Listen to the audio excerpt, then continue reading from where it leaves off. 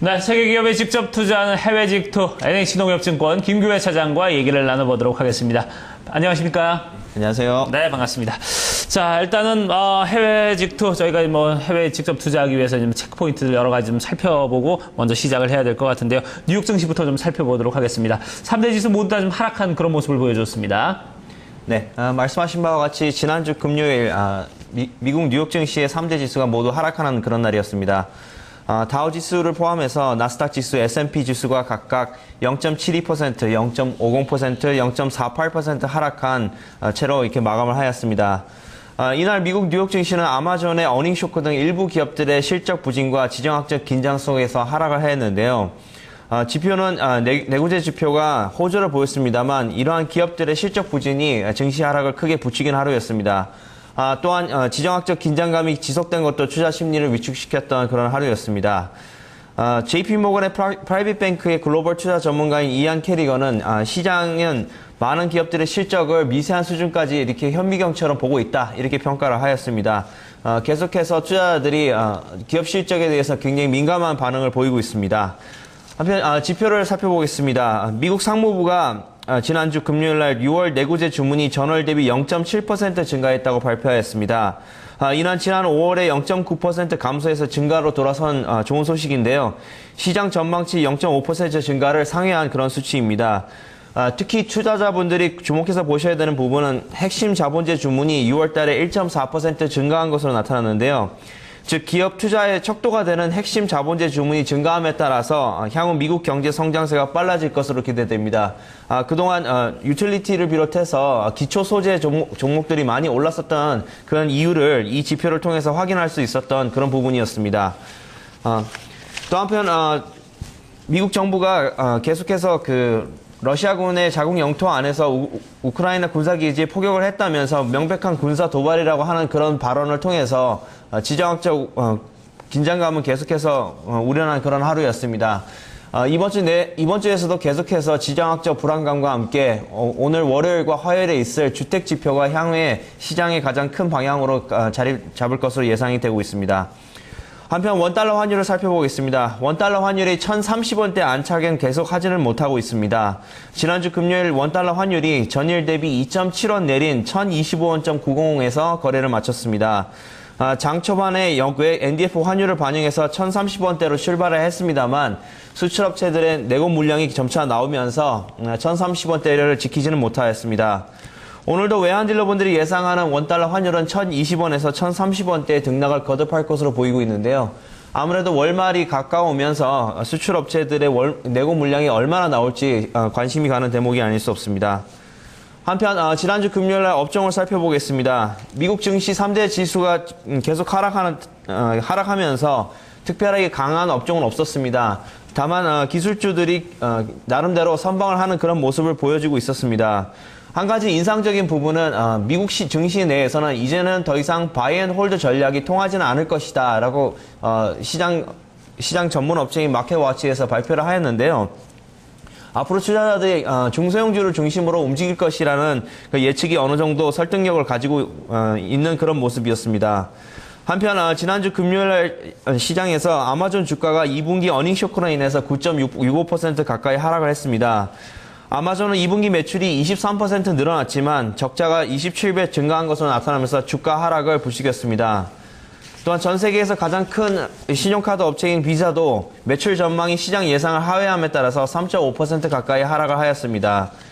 또한 스타벅스도 순이익이 22% 증가했지만 내년 실적이 부진할 것이라는 일부 전문가들의 전망으로 인해서 주가가 2.1% 하락하였습니다. 반면 페이스북 주가는 이날도 0.281% 상승하면서 종목별로 명암이 엇갈리는 뉴욕 증시의 모습을 볼 수 있었던 그런 하루였습니다. 네. 그러면은 이런 장세 속에서 현재 포트폴리오 진행되고 있는 상황 확인을 해봐야 될 텐데요. 이번 주에 좀 변화를 주실 건지 그리고 현재까지 포트폴리오 구성되어 있는 부분 좀 짚어주시죠. 네, 지금 보유하고 있는 현재 포트폴리오를 다시 한번 정리해서 말씀을 드리겠습니다. 지금 저희 포트폴리오에는 현금이 40% 그리고 미국 주식인 애플이 약 25%, 라스베가스 샌즈가 25%, 그리고 홍콩 주식인 중국 인민재산보험 PICC가 약 10% 정도 보유를 하고 있습니다. 이번 주 한 주가 매우 중요해 보입니다. 왜냐하면 지정학적 리스크가 계속 나오고 있고 무엇보다 미국의 그 GDP를 비롯해서 중요한 지표가 이번 주 한 주에 발표가 되고 있습니다. 다행히 저희가 보유하고 있는 세 개의 종목이 지난 한 주 계속 좋은 모습을 보였습니다. 애플이 강보합을 유지를 하였고, 라스베가스 샌즈도 약간 보합권을 유지를 하고 있습니다만 크게 떨어지지는 않고 있습니다. PICC는 지난 한 주에 급등하는 모습을 보여서 포트폴리오 종목 중에서 가장 좋은 모습을 보여주고 있는데요. 이번 주 한 주도 계속해서 이 세 개의 종목을 유지를 할 생각입니다. 하지만 라스베가스 샌즈가 좀 기술적인 그런 부분이 생각보다 그렇게 탄력 있게 움직이지 않아서 종목 교체를 해볼 수도 있는 그런 고려는 하고 있습니다. 또한 이번 주에 새롭게 그 유럽에 있는 주식도 하나는 편입을 해볼 생각입니다. 그래서 시장의 타이밍에 맞게 관심 종목에서 보고 있다가 매수 타이밍에서 매수를 진행을 한번 해볼 수 있는 그런 고려를 해보고 있습니다. 네. 자, 그러면은 지금 뭐 유럽 쪽 종목도 관심 있게 좀 보고 있다 이렇게 말씀을 해주셨는데 어떻습니까? 지금 그쪽에 좀 관심 있게 볼 만한 종목들, 오늘 소개해 줄 만한 종목들 어떤 것들이 있을까요? 네. 사실 유럽 주식이 그 투자자분들한테 굉장히 친숙하지 않은 부분이 있습니다만 유럽 주식이 지난 유럽의 경제가 좋지 않음에도 불구하고 유럽에 있는 대부분 메이저 종목들은 많이 오른 그런 상태입니다. 또한 유럽이 앞으로도 계속해서 양적 완화를 유지를 할 것으로 가정함에 따라서 유럽 주식의 중요 종목 하나는 편입을 해볼 계획인데요. 지난번 방송에서도 한번 소개를 시켜드렸던 그런 종목입니다. 바로 스위스의 네슬레인데요. 사실 우리가 해외 투자를 할 때 항상 종목을 중심으로 보고 있지만 먼저 체크를 해보셔야 되는 부분이 바로 환율입니다. 특히 스위스에 있는 종목들은 스위스 프랑으로 거래가 가능한데요. 스위스 프랑에 대해서 지금 현재 원화가 강세의 모습을 보이고 있습니다. 약 1,100원대에서 계속해서 강세의 모습을 보여주고 있는데요. 지난주 금요일날 스위스 프랑에 대한 환율이 1,135.56원에 마감을 하였습니다. 당분간 원화 강세가 계속된다면 스위스에 있는 종목들을 한번 눈여겨보시는 것도 좋으실 것 같은데요. 저희가 이제 눈여겨보는 종목은 바로 네슬레입니다. 네슬레는 뭐 잘 아시는 것처럼 전 세계에서 가장 큰 식품 회사 중에 하나이고요. 지난번 방송에서도 중국의 영유아 시장이 앞으로도 계속해서 성장 가능성이 있다. 특히 중국이 앞으로 산하 제한 정책을 풀면서 두 자녀 정책을 유지를 한다면 엄마들의 그 분유 수요 또한 어떤 식품 수요에 대해서 꾸준하게 그런 증가할 모습을 기대해 볼 수 있다. 그래서 방송에서 한번 말씀을 드렸습니다. 네슬레를 우선 주의 깊게 살펴보셔야 되는 부분이 기관 투자자들의 흐름인데요. 최근에 캐피탈 그룹이 지난 6월 30일 날 약 348만 주를 매도를 하였습니다. 이로 인해서 2.08% 비중을 낮췄는데요.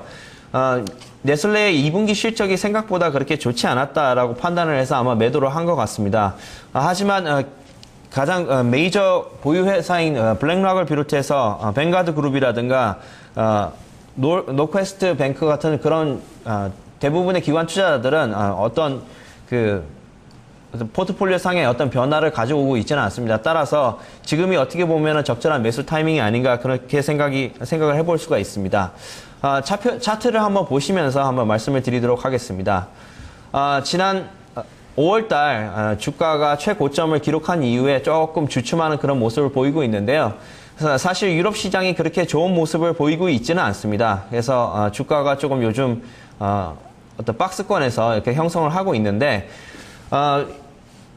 네슬레 같은 경우에는 일단은 그 68달러가 굉장히 강력한 지지선으로 보이고 있습니다. 그래서 68달러 선으로 잘 무너지지 않는 그런 모습을 현재 보이고 있고요. 지금 이러한 추세가 거의 2달 동안 가까이 지속이 되고 있습니다. 한편 재미있는 부분은 지난주에 계속해서 주가가 강세의 모습을 좀 보였었는데요. 지난주 금요일에는 잠깐 빠졌습니다만 장 막판에 매수세가 다시 오르면서 어떤 좋은 흐름을 가지고 있습니다. 따라서 오늘쯤에 어떤 기술적으로 좋은 타이밍이 온다면 한번 매수를 검토해보는 것도 괜찮을 것 같습니다. 지금 현재 가격은 약 69.25 스위스 프랑을 기록하고 있는데요. 꽤 주가의 상승 탄력이 괜찮아 보인다면 80 스위스 프랑도 무난하게 갈 수 있지 않을까 이렇게 생각을 해보고 있습니다. 특히 투자자분들께 조금 재밌는 그런 소식을 전해드린다면 식품 산업에 있어서 여러 가지 메이저 트렌드들이 있습니다. 메이저 트렌드들이 있는데 특히 관심 있게 보셔야 되는 부분이 바로 이슬람에 있는 그런 이슬람의 할랄 식품이라고 해서 이슬람 식품 시장이 굉장히 급성장을 하고 있습니다. 이슬람은 아시는 것처럼 율법이 굉장히 까다롭기로 소문난 그런 종교인데요. 특히 돼지고기나 민물고기, 술 등을 전혀 먹지를 않습니다. 따라서 음식 내에서 이러한 부분이 조금만 첨가가 되어도 먹지를 못한다고 그렇게 전해지고 있습니다. 따라서 이 할랄 식품 시장이 계속해서 어떤 안전한 식품의 어떤 인증의 대명사로 여겨지고 있습니다.